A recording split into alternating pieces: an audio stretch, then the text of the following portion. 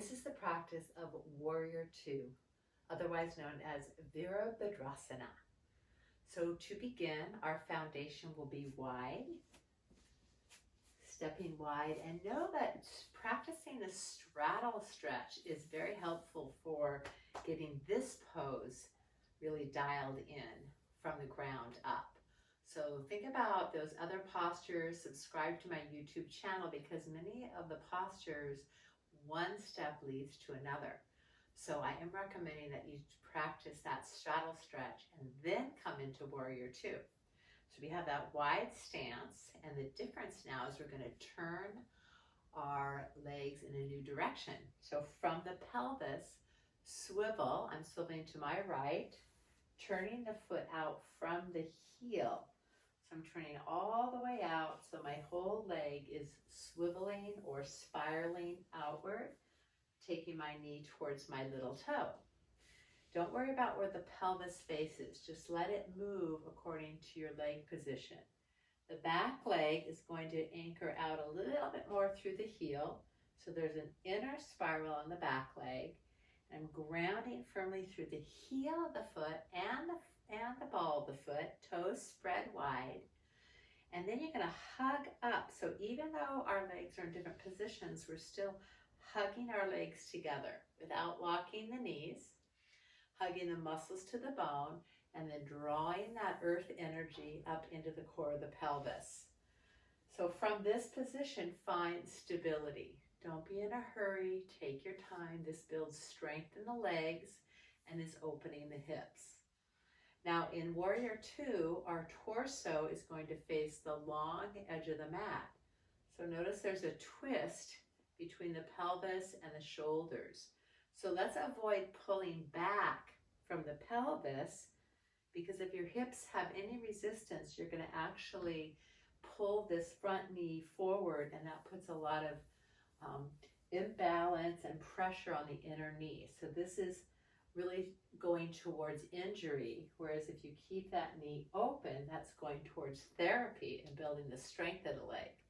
So it's injury or therapy. I choose therapy. So keep that knee open, press down, and allow there to be some movement. The pelvis is the element of water, second chakra. So let it be fluid. Let's put the earth energy into the legs, strong and steady, drawing back at the groin to keep that lumbar curve, and then rotating from the rib cage here, shoulders open. Let's place the hands on the hips.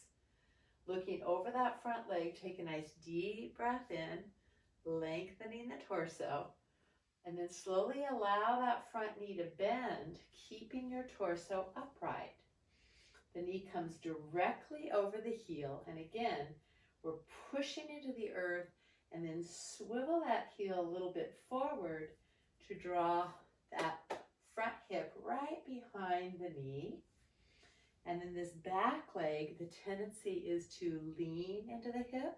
We want to take the thigh bone back. So it's even easier if you just lean forward a little, take those thighs back, get the curve in the lower spine, and then use the belly, the strength of the belly, to lift and lengthen and address the opening of the chest. Looking over the front shoulder, let's take the arms out, extending directly out from the heart. Draw the shoulder blades into the back, lift and lighten the upper body, and ease down into that inner back thigh. Here's where you can feel that same stretch as straddle, going into the adductors and then sinking down, eventually bringing this front thigh parallel to the earth, which is actually sometimes easier than staying higher in the pose. You feel the strength of the legs, the openness of the heart, and the power of the pose, balanced between everything that you've been through. Your past is back here, all your experiences, and looking forward into your future, setting yourself up with grace and strength in the present moment. Feel your breath, ease into it. One more breath. Now to come out of the pose, anchor down with exhalation and inhale, lift, Bring the toes forward, release the arms, hands back to the rim of the pelvis, and move to the other side. So rotating that pelvis, keeping the thighs back. Let's rotate to the other side, swivel out on the heel. Watch this, if I swivel on my toe, then I end up lining up heel to toe. So if I swivel out on the heel, then I'm lined up heel to heel or heel to arch. It's a choice. If you're less open in your hips, go heel to heel. Give yourself a little more space. Let the pelvis rotate towards what is now the front leg. So the whole thigh can rotate. The knees facing towards the second and third toe. Feel the strength in that front leg, and then move your energy into the back leg. This is your anchor. Anchor firmly through the heel. Charge up the muscles in that leg. So this is going to hold you steady. Let's try it this way. Take the back arm and reach that strong. So we're keeping that spine upright as we slowly bend the front knee. Again, you're going into the inner thigh of the back leg, keeping the thighs back at the groin, toning the belly, looking over the front arm, float this arm out. So we're going to avoid reaching. This is called the surfing warrior. This is not the pose. The pose is upright.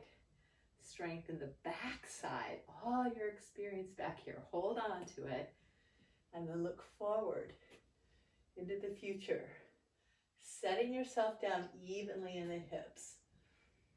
Give yourself the time to breathe and feel the lines of energy opening through the hips and the legs, through the length of your spine, and the expanding of your heart.